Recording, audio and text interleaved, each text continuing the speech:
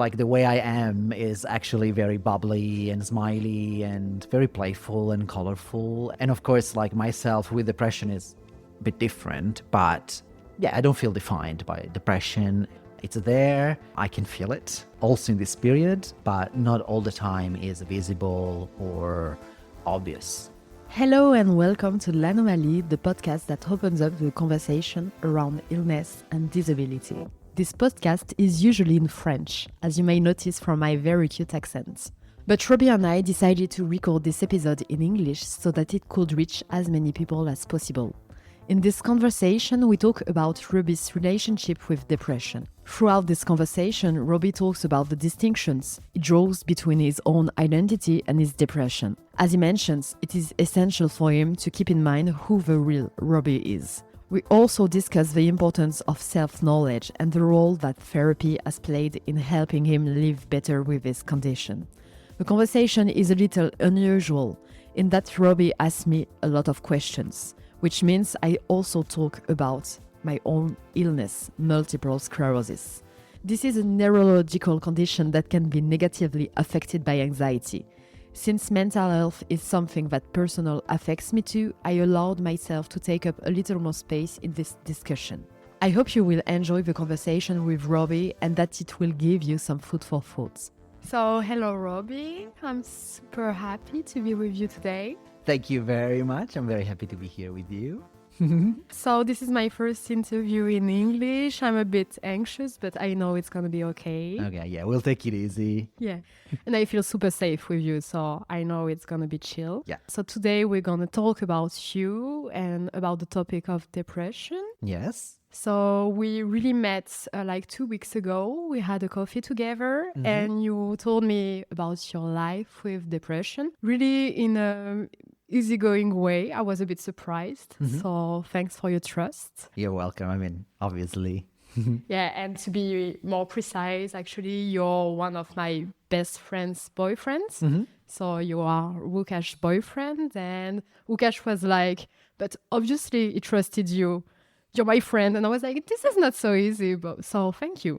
Obviously, having like an important person, like as a common friend, helped.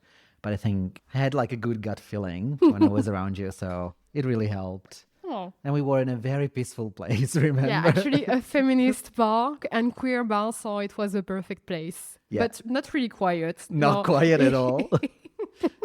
That was good. But I appreciated the fact that you talked a lot. So we were speaking in Italian, in an Italian place about really difficult topics. And you were like, okay, let's go. I'm going to talk about it. Because I don't really care. Yeah, but I was a bit surprised because sometimes people are a bit shy about or this conscious about the environment. No, I think that maybe because I feel like an expat as well. So in a way, it doesn't really bother me. But also, yeah, we kind of like formed a bubble. So we were just talking to each other. If anyone else was listening, it's up to them. But I wasn't really focusing. So no big deal.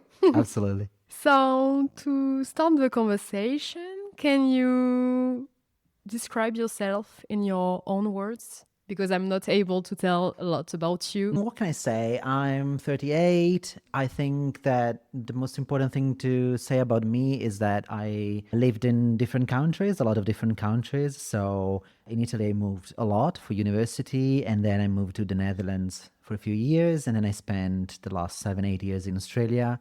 And I think all these big changes also had an effect on depression, which is the topic we're talking about. I started studying mathematics, and then I moved into design. And the last few years, I was busy like doing a PhD.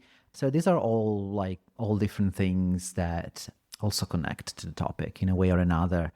So this month, I'm here in Italy. I'm trying to restore like my positive energies to take my next step. I'd like to start a new degree actually in psychology. As you can see, like things are connected in like with depression in different ways. So this is like a general introduction. Anything else you want to know exactly? Nothing. Actually, the main thing I would like to add is that you are someone really smiling. And this is really something that maybe people will a bit hear because you kind of hear people smiling. And I wanted to precise this because this is really something that struck me. Is it correct? Yeah. The first time I saw you, you were super friendly and... Yeah, absolutely, absolutely. I guess like over the years, I also like developed a kind of like detachment from depression, and it's definitely something we're going to talk about. I guess it's like I don't identify with depression, and so like the way I am is actually very bubbly and smiley and very playful and colorful, and so and of course like myself with depression is bit different, but like for example when I met you, like of course my identity like prevailed and I was just really happy, and what I think you're doing with this podcast is beautiful, so I also felt like, you know, elevated and inspired. Yeah, I don't feel defined by depression, and it's there, I can feel it also in this period, but not all the time is visible or obvious, especially to another person's eyes. Actually, we had a long discussion about this, about the difference that you make between your own identity and depression, and in your way of conceiving these things. I understood that depression is absolutely not a part of your identity, and I found it really interesting because it's totally the opposite for me. Not for depression, but for multiple sclerosis. Yeah, you used like a very interesting metaphor for your situation of having like a housemate, right? Yeah. Quite a energetic, lively, and very vocal housemate, I think, that you really need to consider in everything you do. For me, I definitely consider depression as a part, actually a big part of my experience of life. So I cannot deny that through the weeks, the months, the years, I cannot deny that I experienced it. It was strong. Yes, it was strong and very present. But at the same time, I felt it was kind of like on my side or attached to me, but not inside of me. So maybe, yeah, depression could be my housemate, but not within my identity, but just within my life. But my identity would still be like my own room with my own things. So kind of separate. And of course, depression is a bit of a label in the sense that it is helpful for me and for other people, especially like GPs, psychologists, etc., to understand what things are in action, you know, especially in the background. But I don't feel defined entirely by that label. It's like any other label, to be honest. Like there are a few labels that are applicable to me, but at the same time, just like little nuances of a bigger whole. And so, yeah, if I had to like list like adjectives or characteristics that describe me, I don't think I would list depression or depressed, because I don't think it's part of my identity. But if you ask me to list like my states of being, my experiences, of course depression would be there, and probably like a big, bold kind of word. What is your take? What do you think about, for example, your own condition? Oh, yeah. Actually, this is what you mentioned. Well, for me, I have a feeling that I share my body with someone, and for me, she is someone. So my disease, because in French and in Italian, my disease is a she. So la sclérosi multipla or la sclérose en plaques. It's not like in English, like an it. Yeah, we give a gender. Yeah, we give a gender, and actually I appreciate this idea of sharing my body with someone. So she's like a character in my life, and she's the dysfunctional Giulietta. Yeah. So one of the many Giuliettas that populate you. Yeah, actually I have a lot of characters in my life, and she is the main, not the main one, but one of the most important. She is my anxious spot, the part of me who doesn't trust herself. I have to give her some space because she's a part of me. So I have to respect her, but she cannot take the lead. So I have to say, okay, dysfunctional Giulietta, you're taking too much space. So we're going to talk together. We're going to say goodbye to friends for a while. Just have a nice moment together to understand what you're trying to tell me. But I don't want you to attack me anymore. So this is how I deal with this part of me. Yeah. And actually it's okay.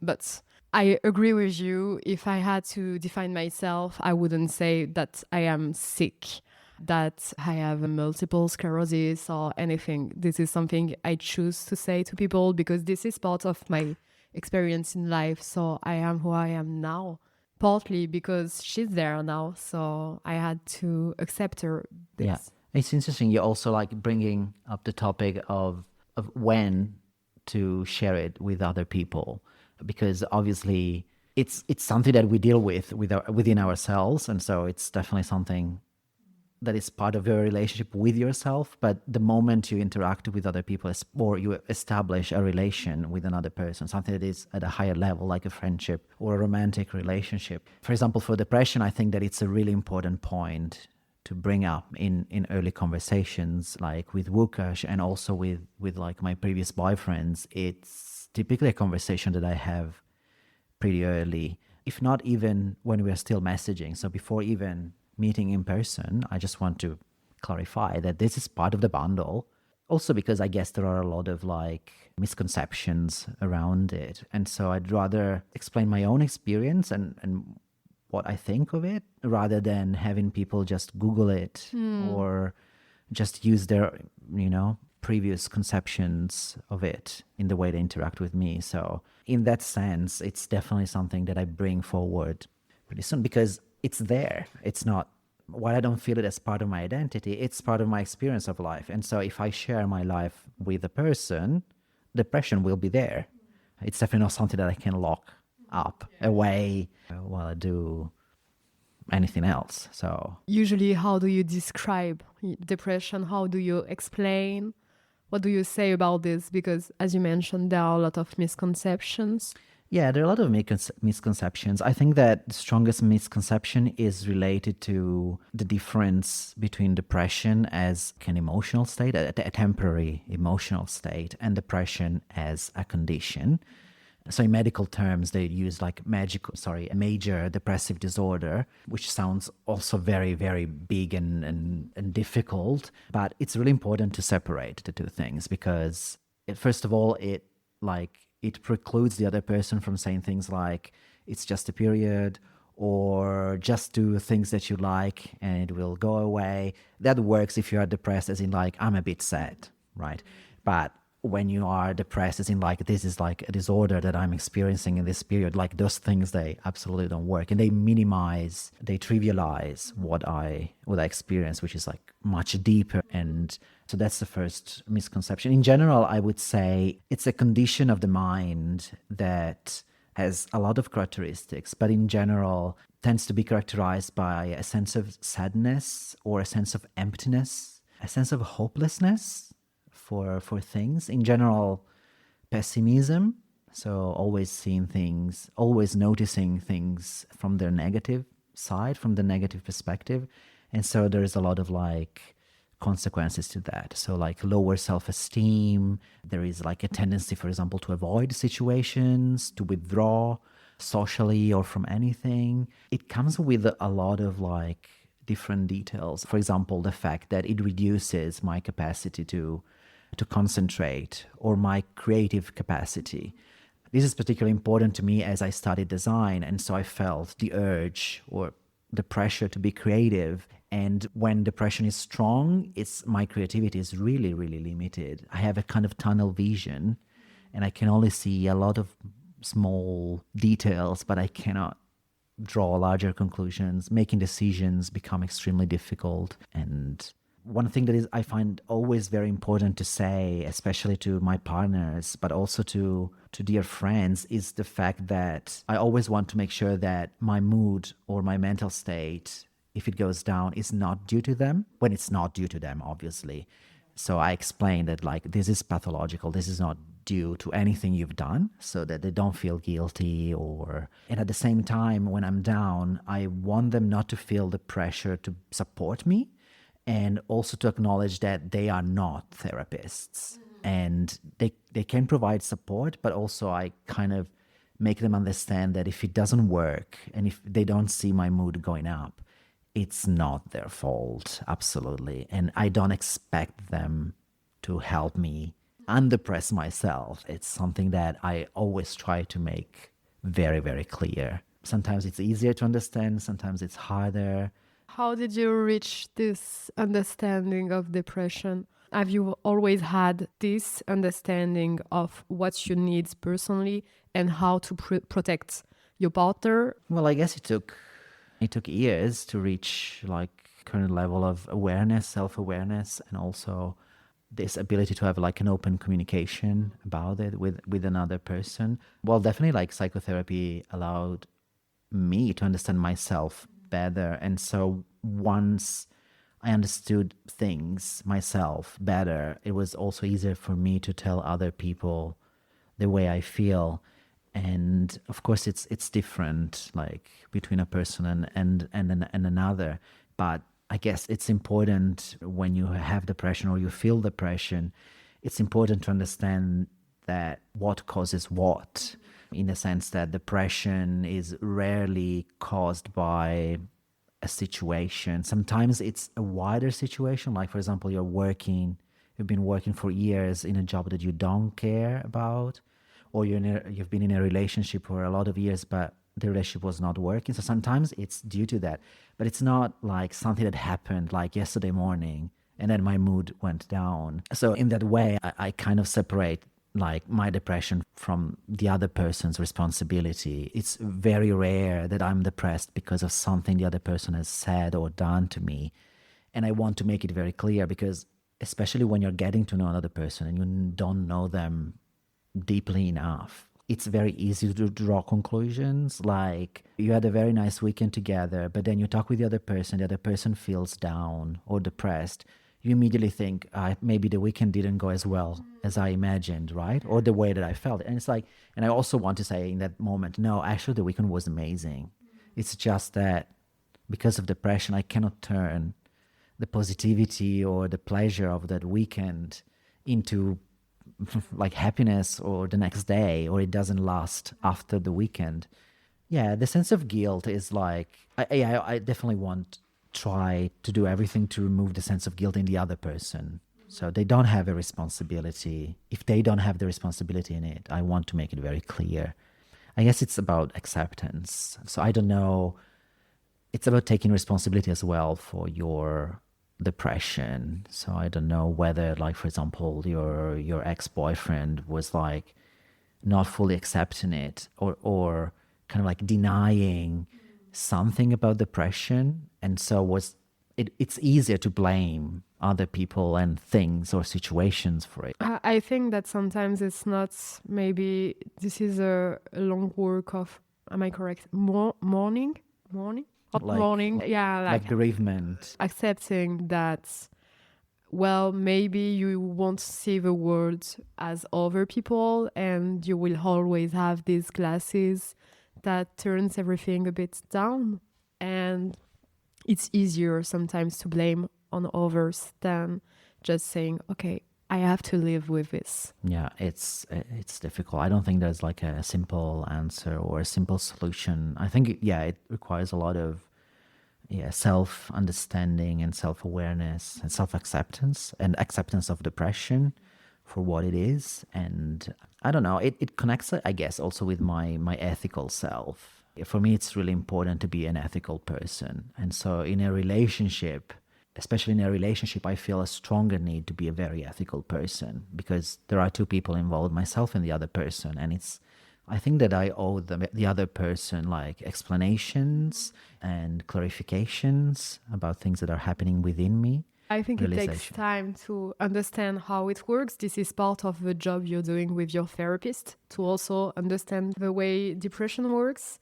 You gave me actually 1, 2, and I think 3 metaphors about depression. You talked about depression like a wave, and there is always this wave, so which goes back and forth. And it can be a huge one, like during a storm, and sometimes a small one. The second metaphor that you gave me was like holding someone on your shoulders. And sometimes when it's okay, it's like a child, so it works. And sometimes this is just like an overweight person and it's too much for you. And the last one was about, and I don't know the term in English, herpes. Oh yeah, like a cold sore. Yeah. Yeah. So it goes away and then comes back and Yeah, I guess these three metaphors, like, they capture different aspects of depression. Like the waves, I think it represents the cyclical nature of depression, or the sense that depression goes away and may come back, or actually comes back. So this is like looking back at my past and seeing that I had like peaks of waves, so high waves, particularly when I moved to another city or another region, another country, another continent, which is partially to be expected because, I kind of like pressed the reset button. I don't have friends anymore in the new context. So additional challenges. And so depression becomes more prominent in those situations. And then through psychotherapy, through just like having more opportunities and more experiences in that place, I can kind of contain depression. So the wave goes down. I might get to like a point of stability where things like are very serene and everything works nicely. I have to say that like after my dad's passing like a few years ago at the end of 2019, like depression has been like on high tide since then. So I haven't seen a low tide in a while, but I'm kind of confident that it will come. And so the sense of, yeah, it comes and goes, and it won't necessarily come back, but it may come back. And I think that due to my life decisions, it will probably come back. There will be situations that will put me under pressure and give me a lot of like, I don't know, loneliness or insatisfaction with what I'm doing. So those situations may bring it back. The child, or like holding a person on my shoulders, yeah, it kind of like feels like the weight that depression has. Like when the tide is low and I can basically do everything I want and I can express myself and pursue my goals and live according to my values like 100%. So I don't feel almost like any weight on my shoulders. So that's why I say it's like carrying like a little kid around. In other situations, it really feels like a presence on the shoulders that really brings me down. And it's like brings me down into the mud, into like quicksand in situations where it is harder and harder to come up. Like exactly like when you have like a very heavy person on your shoulders and for some reasons like you fall down, it's extremely hard to get up in that moment. So that's that metaphor. And the other one of the cold sore is, it's an interesting metaphor. I think it captures the fact, like the latent aspect of depression, as in, I don't think that depression will be or will ever be completely defeated or completely absent in my life. I think I have confidence that it will remain like latent and not interfere in any way with me, but I don't feel that I will be ever completely immune to depression coming back. So in a way, it's like the cold sore, especially because like cold sores, they tend to come as a signal of something not working within your life, especially in terms of like stress or lack of like a good care of yourself, right? So, and depression also tends to show up and be stronger in those situations, right? So, yeah, it captures the fact that depression can be a sign that something isn't going really well, that something is a bit misaligned with my values, or that I'm just that maybe like a work environment is toxic. So that's why it's very important to like listen to the presence of depression. So that if depression is there, it's probably telling me something. But then, of course, to deal with the situation, then depression is not very helpful. So it's good as a kind of like alarm, like a blinking light. Like there's something to look at, and then you search for it and you try and understand. What do you think of these metaphors? Like, do they ring any bell within you with your condition, or? I don't recognize myself. The only one I have in mind for my disease is like, when children draw things In French, this is gribouillage. Yeah, they make like a quick sketch. Yeah, and you don't understand anything, and it seems really violent, but it's not. They just don't know how to draw. This is how I feel with my disease. Like, she appears when I don't know how to deal with things, and she's like, I'm gonna explode. So in a way, like the signaling thing is also part of your condition. Is it also like that when it comes up or it's more prominent, it tells you something? Yeah, obviously. Obviously, this disease can be triggered by stress. So when I was really anxious, it didn't happen a lot, but I had a burnout when I was 26. And when I broke up with my ex-boyfriend, it didn't go well at all. It was really violent for the two of us, but also for me.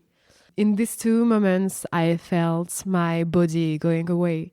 I don't know, this is a really strange sensation, but I felt completely disconnected to my body. I couldn't sleep, but I couldn't feel tiredness. This was really strange. I was always in tension. And it was the case when I had my first crisis.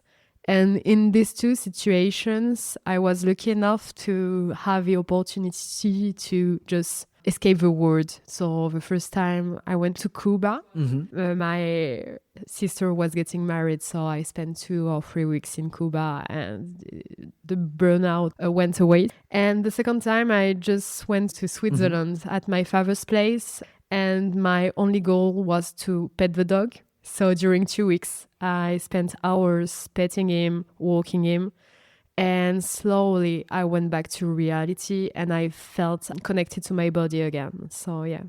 But you mentioned during our coffee that sometimes you don't trust yourself about these signals because you're used to be a bit down, and sometimes it takes a while for you to understand that there is something wrong in your environment and that you should take it into account. Yeah, it's something that has become especially prominent, like strong in the last few years. So I definitely think that when depression appears, so compared to a previous period where things like were or felt lighter or better, etc., when it appears, I think it signals something. But I think that after signaling stuff to me, it actually creates obstacles for me to address those situations. For example, like an effect that depression has on me is like a mood disorder. Well, depression is considered like a mood disorder, but I really mean that the mood feel disordered, as in like the mood is not matching what I'm going through or what I'm experiencing. So it could be that I have a very nice or pleasant time by myself, with my boyfriend or with anyone, and my mood goes down. So in those situations, I feel that I cannot, and in a way should not, listen to what my mood is telling me, because in those moments, the mood is just out of order or out of phase.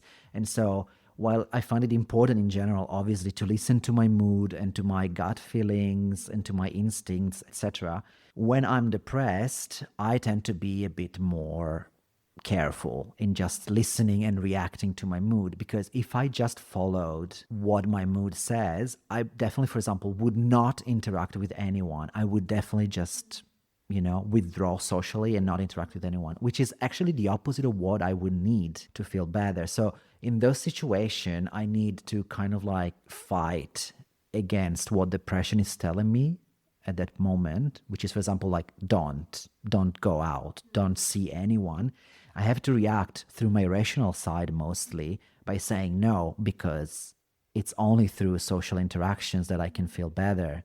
Spending nice time with people, or simply like going out, have a walk in nature. So to summarize, yeah, depression signals something to me, but then I find that it's really important after that I discover what the cause is and I kind of like address the situation by putting depression a bit to the side. Otherwise, it's just like it tells me to do things or not to do things in a way that it doesn't help me to get out of depression. It kind of like sucks me in. And so you start falling down like a spiral. It gets darker and darker. So, and I definitely don't want, when I see that I'm going down the spiral, like the sooner I realize it, the sooner I can get out. So And how do you manage somehow to put your depression apart and to deal with real issues and to do something that could give you some comfort? Because as you mentioned, depression is telling you bad things, to stay alone, to not interact with people, whereas you would need social interactions. So how did you reach this conclusion that you should listen to this signal but not listen to all of the speech, let's say? well, I guess it's like it's through years of dealing with depression and also like of psychotherapy. There are obviously like different schools of psychotherapy, but the one I'm most used to is like the cognitive behavioral one. And so in that particular school, what it tries to help you with is to counteract like all these negative feelings and vibes and thoughts using your rational part. So kind of like using, for example, counter examples or counter behaviors that show you that some negative thoughts, for example, are actually not based on facts. Withdrawing from people and spending all your day in the room are actually hindering your well-being. That was, I think, the first time that I started understanding that, yeah, that depression like makes me think and feel things that might not be true to what I'm experiencing, which is a very deep realization because like I guess we spend a life trying to get in touch with our feelings and our instinct and to rely on it. And then I got to also the opposite point where I'm like, when I'm very depressed, to just say to the mood, just shut the fuck up. You're not saying the right things at the moment, or you're not helping me by saying this or by making me feel this way. It's a very draining thing because I have to basically constantly use my brain to counter every single negative feeling or thought that I have in me to say like, no, or yes, but actually, like, for example, say yes, they invite you out, say yes, but the mood keeps on saying, no, just stay home. And then it's my rational self that keeps on saying like, yes, please go.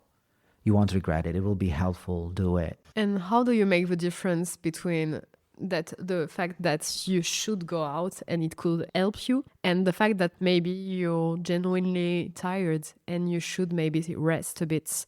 Because sometimes it's better not to go out. How do you manage to not be dictator with yourself? Yeah. Because you should also listen to yourself. I use the word should a lot. Actually, I want to say that should is a word that I typically don't use with myself because it's very prescriptive and imperative, ordering things or making things, saying that certain things are right or better and some other things.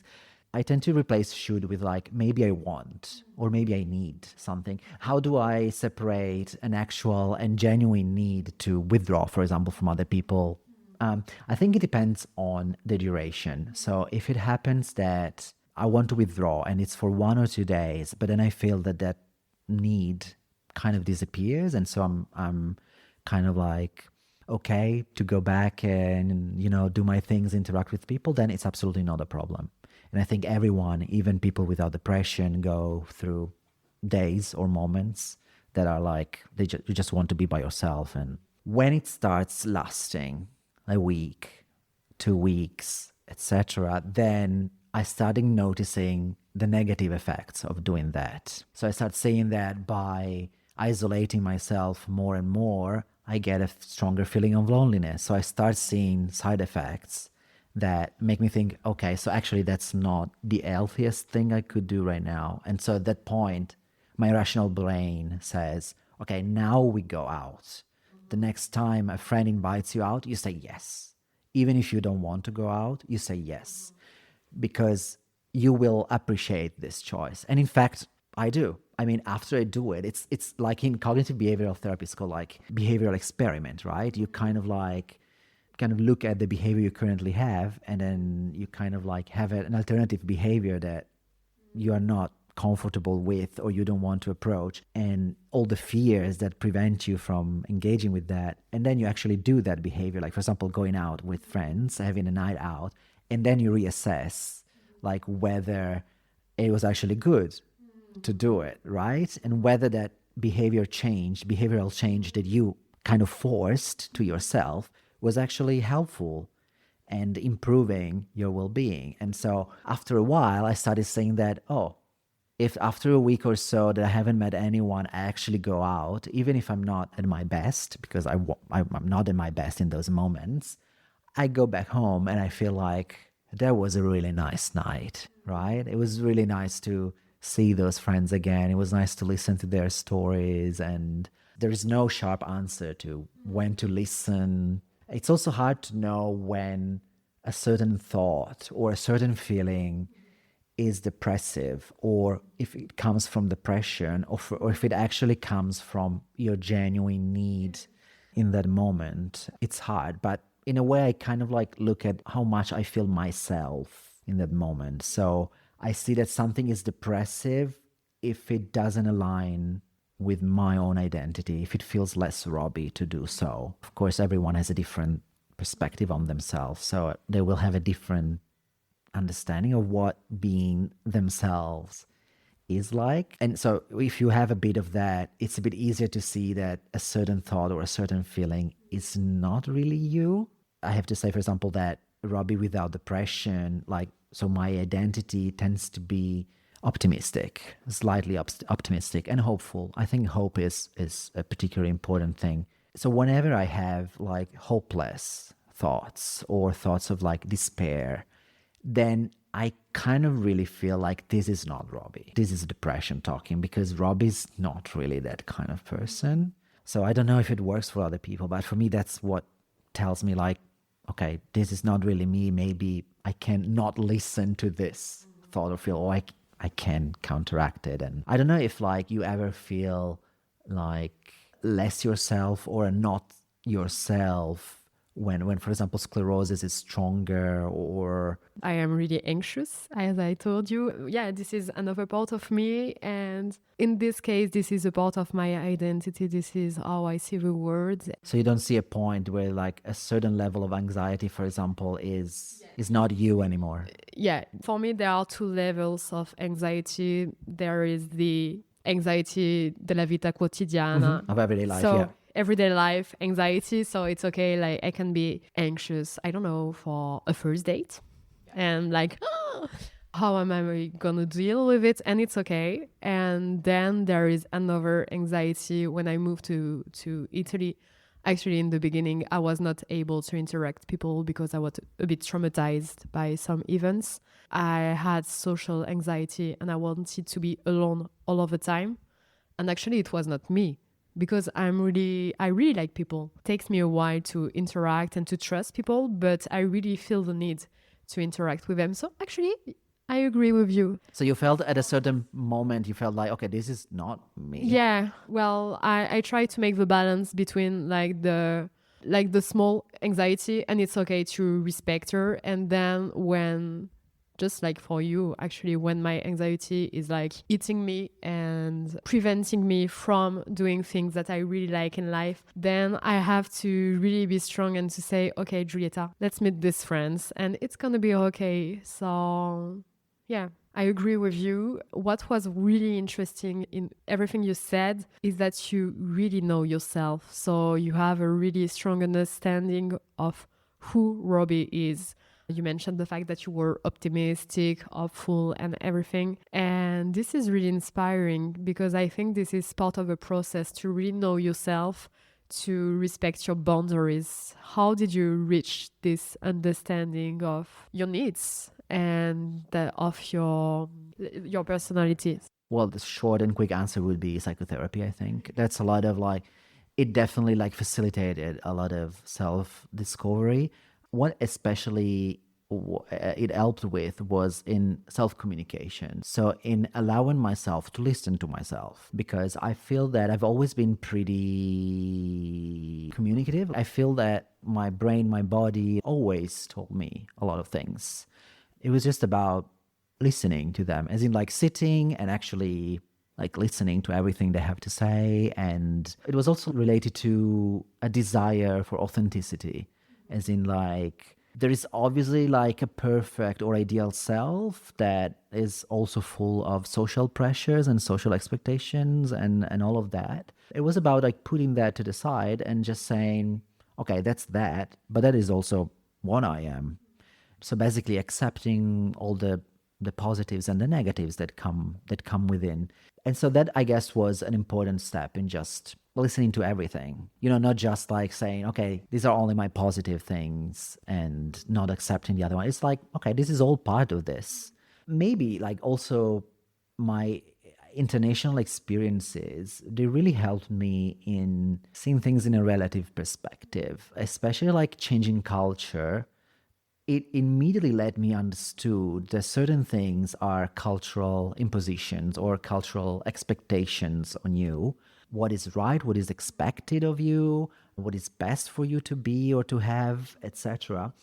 And changing context actually made me see that they're very contextual. Like in Italy, there are certain things, in the Netherlands, other things, in Australia, there are other things. The more countries I change, the more this thing will enlarge. And so, in a way, kind of saying like nothing is right or wrong or best or worse. It's just what it is.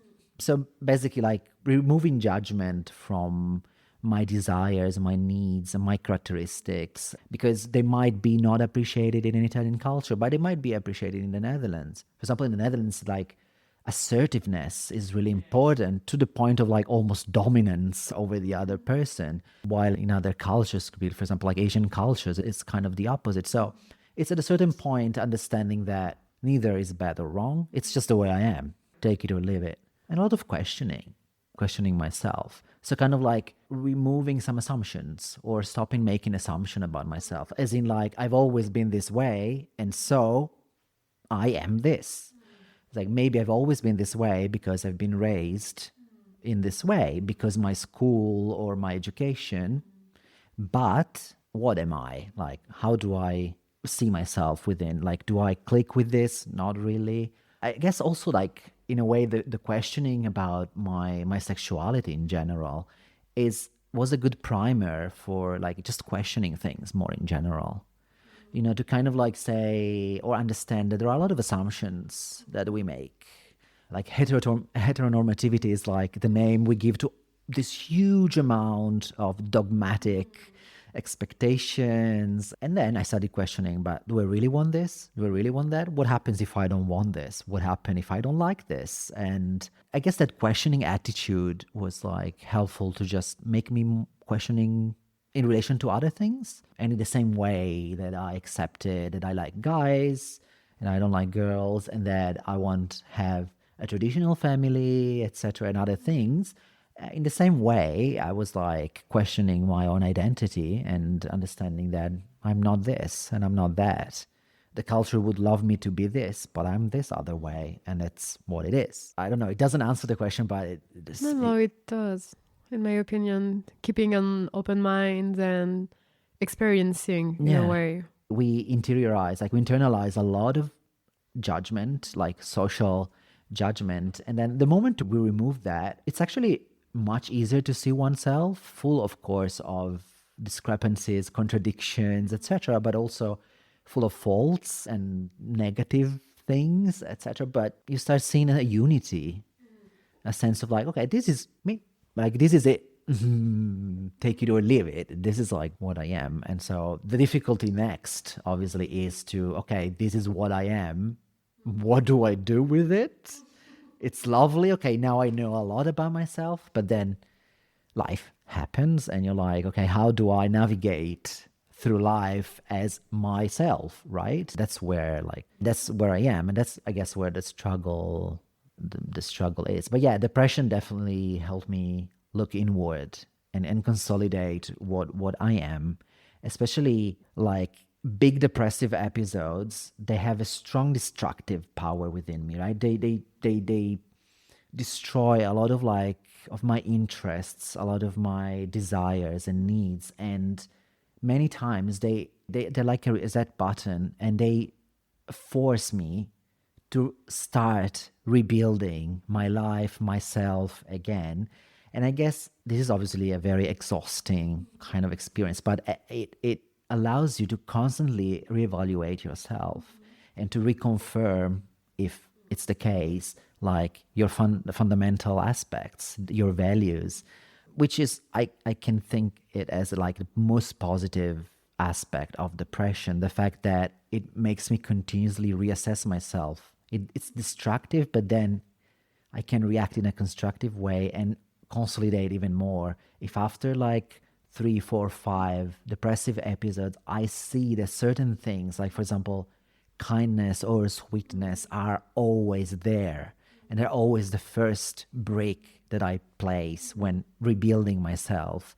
Then I'm like, that's it. That's a core thing. They become more and more sturdy. And the next time depression comes, those things are less and less damaged because they're so central and so solidified that.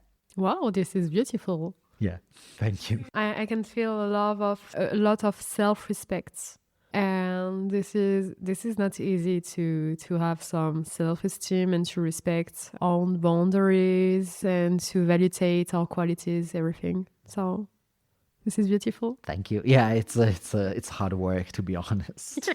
It's hard work, but it's worth it. And I think it is. Really, yeah, I think so. I mean, depression like can send you, and definitely send me, like into very dark areas where you question your worth to extreme levels, right? Bringing you to levels of complete unworthiness in which you feel completely unworthy. And I guess the only way to counteract that is by actually saying to yourself, no, like I have these values, I have these things, and they're worthy, like they're very worthy. Like, even if in this period my life is shit, like I am not shit. I don't identify with what is happening at the moment or what I'm feeling, because there is a core that is strong and beautiful and bright, and that has to continue moving on. I would like to talk about more specifically about therapy. To what extent being on therapy helps you to navigate through the world, but also to put concepts on depression, to understand it. Why would you advise to people to maybe see a therapist while being on depression? Well, first of all, I want to say that I have an extremely high opinion of psychotherapy and a strong, like super strong sense of gratitude to it. I am extremely grateful to the psychotherapist that I worked with for the longest times. It was essential, especially like I've had a period where I had to transition from antidepressant to antidepressant. And so in that period, definitely my trust for antidepressants and medications like was reduced or decreased. But it's exactly in that long period that I saw that psychotherapy was the thing holding me up. So I saw like how effective it was at keeping me like alive and serene or capable of engaging with like life and all of that. That said, the way that it helped me, well, it definitely like helped me understood depression in general, what it is, and kind of like to accept its presence, particularly to understand what depression looks like for me or in me. There is like the DSM manual that lists like the characteristics of depression, and one can read that and recognize themselves, right? So DSM is the reference book about mental... Yeah, all the mental conditions and illnesses, and it's kind of like everything is coded, it's codified. There are a list of symptoms. This is supposed to help psychiatrists and psychotherapists to better assess what kind of disorder or situation the person is experiencing. So there's a bit of like understanding, of course, the general characteristics of depression, but also understanding what depression feels to me. As in like physiologically, for example, how do I feel it in my body? What emotions does it give me? For example, for me, like a lot of people think that depression is about sadness. To me, it's mostly about apathy, for example. Or it has a touch of disgust, for example, disgust for life. So it was really important for me to say, like, okay, depression has this character, these nuances within me, or the thoughts, the negative thoughts that it brings me are these ones. And so I had my own, like, like convictions and beliefs about myself that are very specific to me. So that was really important. And also it made me like very aware of like depression or periods of depression, or it also made me very aware of the effect of behaviors or ways of thinking on depression. And so understanding, for example, what activities, what experiences are really helpful to me when I'm depressed. And they're all very personal because, like, certainly I imagine, for example, having a walk in nature might be helpful for many people. With me, it resonates particularly, maybe because I live a very, like, indoor kind of life. And so that kind of connection with nature, like, was really important. Or spending time with more time with people. I think there was a core thing. I realized that social well-being was a huge chunk of well-being for me. And so attending to that kind of needs, that was really important. So, and then just building up a kind of like, I kind of envision it as a suitcase full of a lot of like tools and techniques and methods that I can use whenever I feel depressed. And it's a lot of like different things you can do, from like reformulating or reframing certain thoughts to behavioral experiments that we discussed before, to mindfulness. So a lot of things that can help me. Not all of them work. Not all of them worked when I first tried them, but it gave me a kind of like a catalog or a repertoire of a lot of things that I can do whenever I feel that depression is strong to help myself and to support myself. And now I feel that I have this like very big and cool suitcase full of all these things. I imagine you walking with your amazing suitcase. Yeah, it's a super cool suitcase with like glitters on it, etc. And but it really gives me like so many ways to help myself that I don't, like, whenever I feel depressed, I don't feel powerless anymore. Yeah, actually, this is what I wanted to mention. So I did behavioral therapy. Yeah. Okay, because I had panic attacks, especially in trains and buses. And in the beginning, I felt really powerless because I was like, okay, it happens. I don't know how to predict them. I'm gonna get crazy in the train. I was really afraid of myself being crazy in this train. So I decided to not take the train anymore. And then it happened in restaurants. And I was like, no, Giulietta, you need to go to the restaurant with your friends. So I started the therapy.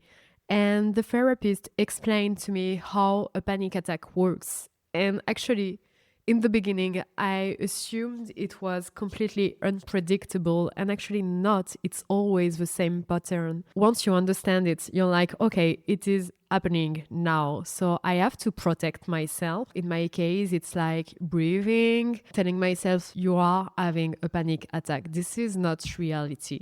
People are not gonna, I don't know, explode in the train. It's okay.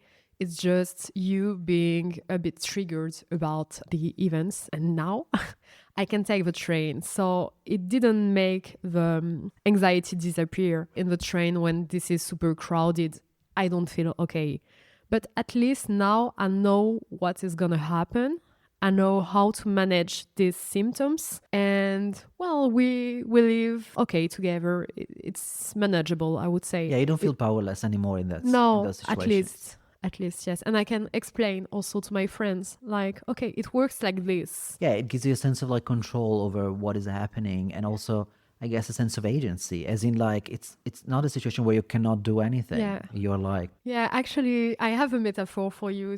not much, but sometimes anxiety and depression, they get li- along they- well yeah, together. they like each they hold other. hands and do stuff. Yeah, actually, one temptation when you have anxiety or maybe depression is to fight it and to be really mean to yourself. Like, well, you're really a shitty person because you're afraid of crowded trains. And one day my father told me, so he's a psychiatrist, and he told me, Julieta, actually, panic attacks are just about how do you take this wave.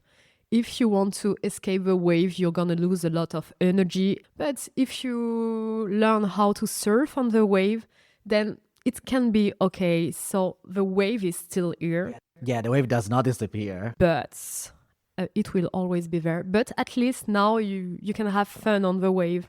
And it's really about that, feeling empowered through therapy. Yes, the sense of empowerment is like, yeah, it's extremely strong. And you mentioned something that, like, the kind of like, for example, there is a thing called like secondary depression, which is the depression that you have because you're depressed. It's related to the judgments or anger or disappointment or dissatisfaction with myself because you are depressed.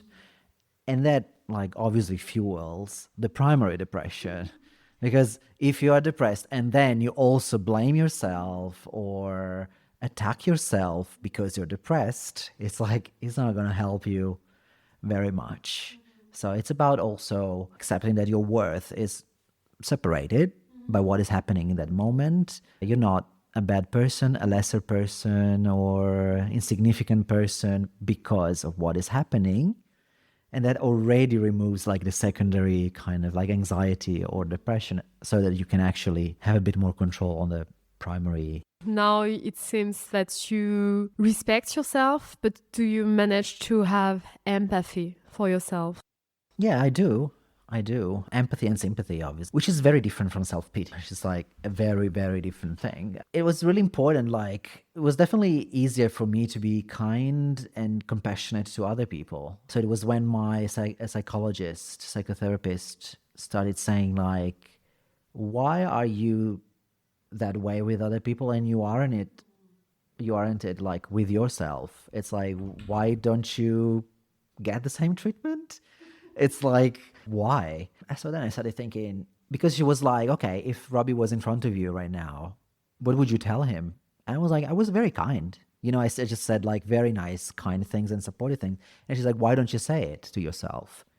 And I'm like, I don't know. So, yeah. So redirecting kindness and then compassion to oneself is really important. Like, not to the point of self-pity when you're like just being a victim and kind of like labeling every situation as in like, everything is due to the outside and I'm just a victim of everything, because that's not going to help. It disempowers you, actually, because if you don't feel in control of the causes, then you're like, it's even worse. So Yeah. I got an advice, like maybe I read it on some girls' magazines, but it works. Actually, it's talk to yourself as you would talk to a friend. Like, it's okay to be a bit anxious, it's okay to feel down, and we're gonna face it together, and yeah. it's easier said than done. Yeah, sure. Obviously, it was particularly interesting because when I was in Melbourne at the university, we did a mental health first aid course. I was obviously very eager to do this course. It was like a kind of like 4 days of training. And it was really interesting to just like, they were of course teaching you a lot of ways to handle and deal with situation. In that context was basically like, okay, these are things that could happen to your students. We're teaching you a few ways, healthy and evidence-based effective ways for you to react to those situations. But then it's really interesting because when I was experiencing those things, I was like, I wasn't using the same things with me. But then when a student came by with, for example, their own anxiety problems, some post-traumatic stress disorder things, etc., like I think I was really like being very supportive and very understanding. And then with myself, it wasn't the same. And I was like, why? We guess we have a very critical attitude to ourselves that takes the lead. Do you talk sometimes to yourself? Oh, yeah, I do. Yeah, and actually now there is a small voice which is getting louder and louder, which is like, hold on, Julieta, we're gonna do this together. Now you need maybe some silence, but it's gonna be okay. You're gonna go back to your place and it's gonna be okay. Just breathe. And it's not like you're not good enough. And this voice has been really strong for me. And now there is a cute one, a new character in my life, Yeah, obviously. the supportive Giulietta. And this is a really nice character. Yeah, it's important to have that. I also have that. And in moments where I'm really struggling, it's important to have like a voice within me to say, things will get better. Like we'll deal with this together. Together is like me and my other selves within me, obviously. Yeah, that voice is really important. So yeah, it connects to the ability that you have to do it with other people. So at a certain point, it's important that you internalize that voice and say, well, can that voice talk to me as well? Can my voice talk to me as well? And yeah, that's very different. There's very self-acceptance, self-kindness. It was really, really a major shift, a recent shift. Yeah. Takes ages to develop. Yeah, of course. And a good therapist. The good therapist. And a lot of money, but it works. Well, I have one last topic. It's about the relation to other people. So, as you mentioned, and as we noticed during this conversation, you're getting more and more respectful towards yourself. I have a feeling that maybe it's helped you to develop empathy towards the others as well, because do you share this feeling? But when you struggle a lot with yourself, then you are really kind to other and more willing to support and to understand why something can be super hard for someone else. Do you have the same feeling? Yes, absolutely. I have a strong appreciation, definitely, for like human complexity, and especially for like individual differences. The fact that we all had a very, very different life, and the fact that we don't know what's been in another person's life until the moment you interact with them makes me very aware that I know very little about that person, and I'm in no position to judge another person or to feel superior in any way, or inferior for that matter. And a strong understanding that it's really important to comprehend the other person before actually doing or saying anything to that person. So just basically stopping for a moment and just really listening to what the other person is trying to communicate. And then only then, like maybe building, an idea what that person is like, what they might want, what they might like or not like. Yeah, definitely a different sensitivity. And the more I expose myself to different people from a variety of life paths, and the more I see that you have to listen more and to judge less and to just really, if a person does something to you that has a negative impact on you, it's also important to before jumping to conclusions, to just consider that if it's just the first time, it might be that the person had a very difficult day or had a very difficult experience, like it's of life. And so, using the benefit of doubt, you don't know. And until you know, like you cannot know what's right, what's wrong, why things happened. There are no assumptions. You cannot make any of that until you know a person. Yeah. And I see that behind the person, there could be a lot of things. And mental health, they might struggle with mental health. They might struggle with sexuality and a lot of other things, right? From their faith to their political views to their cultural heritage. Like there are a lot of things that a person bring with themselves, and you don't know what weight those things have within them. Yeah, it made me very, very less judgmental about people and way more curious and interested, because every person is a little world, and until I know it, I cannot really say anything. When you go through things, like you have a better understanding.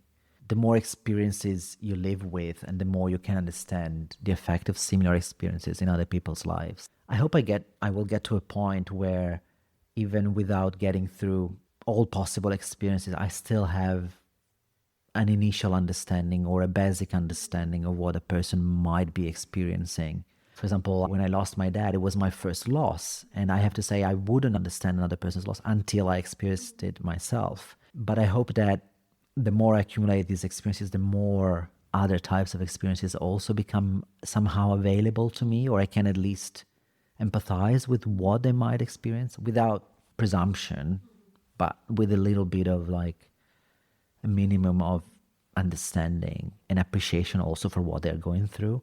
Like you might have, for example, like a stronger sensitivity for different mental health conditions, and even without knowing all the single details or without being able to name all the thousand, different conditions, but at least a bit of like, I think you develop, especially the attitude, even without having the knowledge, you develop an attitude of like listening and trying to understand what the other person is going through. And so that is very helpful. In any case, I think that listening is the key. Yeah, like you don't know, like even when I interact with another person and they tell me, for example, they are going through depression, I never say, okay, I know this, because I don't know this.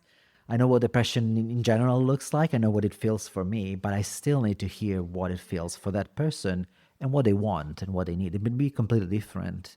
For example, I'm always very eager for advice and support, but I also have a lot of friends that the moment I give unsolicited advice, they get super angry. So it's like, you don't know. Everyone is different. And just because you have a similar, or like another person, for example, may lose a parent and they talk to me, I cannot make any assumptions about what they're going through because it's their unique experience. I have one last question. Yeah, go for it. So how to behave safely with you? What are your recommendations to be supportive and to respect your own space, to give you some comfort without trying to save you, because this is not the purpose, but yeah. Well, we definitely talked about open communication and listening. I think that's the most important thing. So, not making assumptions. Again, even if you know a lot about depression, even if you have lived experience of depression, you still don't know what depression is for me. And so, about just having an open communication, which goes both sides, because I put the effort of sharing things that are private. And from the other side, I expect you to have care of what I'm sharing with you, with the delicate things that I'm sharing with you. So, that is extremely important. And basically asking me what kind of needs, or like also very simple accommodations of ways of changing like things to make me feel more comfortable. I experienced, like when I was in Melbourne in my university, an environment where I felt extremely safe. There was definitely a strong understanding of diversity and mental health in particular, and different genders, sexualities, and sexes, but also like an interest in knowing what is important to me and a flexibility to change things in a way that if a particular change does not bother you, but it makes a lot of sense, or brings a lot of positivity to me, it's like that kind of like openness to apply those changes. I had a period where, for example, my depression was particularly strong and it was strongly related to my PhD. And so I asked the people I was working with if I could not get research tasks, because I felt that I didn't want to deal with researching things for a little while. And they helped me with that. Like, for example, like splitting a shift instead of having like 8 hours a day, because I was struggling with like concentration and I just had less cognitive power. I asked if I could have, like, for example, 2 afternoons of 4 hours, and they were like very available to do that. So it's about listening and asking, in a curious way, in a not nosy way, but an interested and curious and open way. Again, the effort is both ways. I put the effort. I like, if I feel comfortable enough, like I definitely bring up the topic of depression, of what I'm going through. And I definitely don't answer that I'm all right when they ask me how am I doing. If I'm not all right, I'd rather say something like something else. But kind of like, I put my effort in expressing things, and I just ask for like that conversation to continue. I put the first word, but I kind of like, what about you? What makes you feel like safe and comfortable in a social context, for example? Of course, every context is different. And Well, I'm really sincere I'm not able to lie, and I always open my heart to people. So when I'm being sincere with someone, I expect the same from people. It doesn't mean commitment. Like maybe we're not gonna be friends forever or for a relationship. It doesn't mean that we're gonna be in a long-term relationship. It just means being sincere now and to talk with an open heart. For me, this is really important. And as we talked about, like it requires a bit of time. So if a person has no time to talk about it, for me, it doesn't require time. It requires trust. But if I trust the other and if we are having a deep conversation, then I can switch to more personal topics. If the person is receptive, is it correct? Receptive to this and enjoying the conversation, I expect, well, the same from this person. This is the first point. Listening. and I guess like when you encounter something that you're not familiar with, like for example, as I told you, like when we met at a cafe, like I didn't have prior knowledge about multiple sclerosis. And because of that, I didn't invent a knowledge about it, or I didn't make assumptions about it because I don't know. I don't know. So either I ask questions and I try to understand better, or you share something with me, and the moment I go home, I do my homework and search a little bit so I can better understand what you talked to me about, right? I think that's also, you also do a bit of like, of your own thing to understand what the other person is talking about. And there is definitely space for irony and humor. Yeah, sure. And I think those are incredible. When it's well done. But when the space is already safe to do so. Yeah, and when there is consent. I don't know how it works for you, but someone like, oh, Giulietta, maybe in 10 years you won't be able to move your arms. Well, it depends on how we know each other. Absolutely, absolutely. Yeah, if it's in a context where, again, you feel safe and the other person knows you extremely well, that, again, you feel safe. And so that is a joke.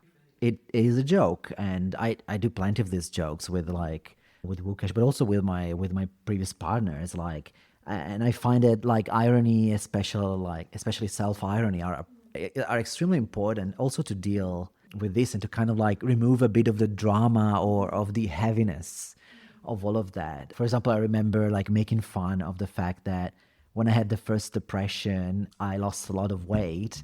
A friend was commenting that after all, depression was pretty useful.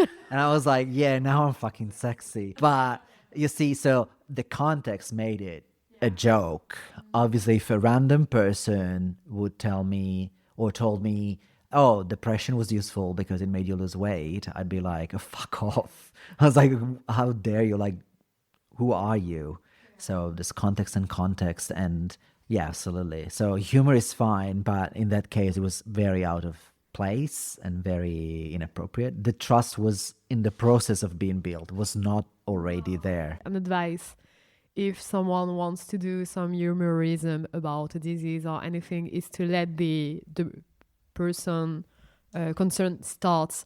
As an example, I may have cognitive issues due to my multiple sclerosis. I have attention issues, but we don't know if it's connected to my disease or not. And one day I booked a train ticket, but it was for the wrong day. I was supposed to go at my friend's place and she was like, are you arriving, Giulietta? And I was like, no, this is tomorrow.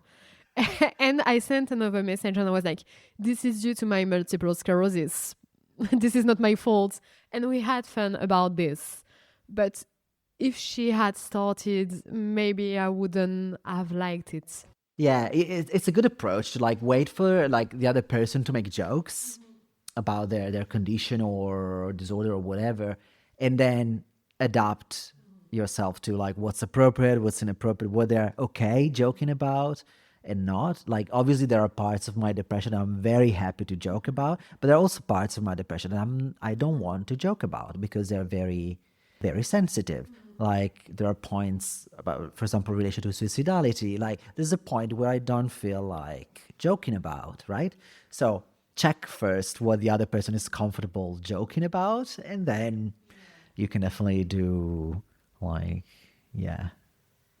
like have a lot of fun together, and absolutely. Yeah, the door is not closed to have fun and to make fun out of this condition. No, and like, humor is really important. Like this is something that we have with us all the time, and so if we can make it lighter in any way, absolutely. But there's place and place, time and time to do things and not do things. So Okay, so we have 2 minutes left. Do you have anything to add in 2 minutes? no, absolutely not. I'm very happy that we had this conversation. It was really cool. I had a lot of fun and interest. I was really engaged in this conversation, and it's just very nice to talk about these things very openly, and yeah, in a space that feels safe and trustful and non-judgmental. So I thank you very much for inviting me to this. You're welcome. And I think that we can conclude this episode by saying that actually this is really a beautiful step to take to be more open to other people and to listen. This is what we did together. You listen to me, I listen to you. And this is what I'm trying to do with this podcast. During the week, I had like 6 different conversations with people I didn't know and who told me their story. Just so the way you did it, it was a beautiful experience, and I would suggest to people to be open and to try to listen to people, because you always have things to learn. Every person is really like an entire planet, an entire world, and it's like you can learn so much just by listening to other people and their experiences, positive or negative. So you can learn yourself, but you can also help people sometimes by just being a good listener and to be supportive, even with someone you don't really know. Absolutely. And it's like you bring like these topics that are like still covered by a lot of stigma up to the surface, and you normalize them and make the conversation more transparent about it, like without using vague words like fragility, mental fragility, or like, but actually talking, like calling things for what they are and talking about it. So absolutely. So 20 seconds left. Just thank you. It was really nice having you with me. Thank you. It was lovely. A huge thank you to Roby, who trusted me to record this episode and showed great clarity in describing his symptoms. What struck me most during our conversation was the importance Roby places on his sense of identity. Roby defines himself as a cheerful and positive person. While depression may alter the way he sees the world, it does not change who he truly is. Illness often raises the question of identity. To what extent does it change me when it limits the things I am able to do? I find Roby's perspective very rich and thought-provoking, offering some genuinely interesting food for thought. A few words about Lanomalie. Lanomalie is a podcast I host in French on the topic of illness and disability. It is a volunteer project. If you'd like to support me, and if you'd love to hear more episodes in English, you can leave me a comment or like on your favorite listening platform. Feel free to reach out to me on Instagram via the account lanomalie.lepodcast. All the details are in the episode description. See you soon for the next episode in French, and take care of yourselves.